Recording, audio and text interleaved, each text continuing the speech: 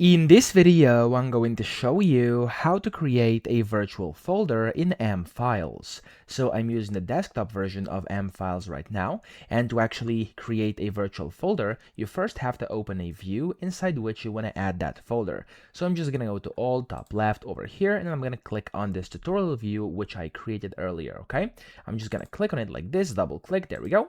And as you can see here, there's a bunch of virtual folders. You simply have to right click, and then you want to go to new folder up top. Usually it's the third option over here, and when you click on new folder you have to give it a name. So I'm going to name this one tutorial VF, so virtual folder, and then I'm going to just click on the OK button, and as you can see, there we go, it's going to create a new virtual folder which you can then open and manage however you want. Okay, for more settings, of course, you can right click and go to properties, and that's really how to do it. So I hope this video helped you out. If it did, please subscribe to the channel and help me out as well.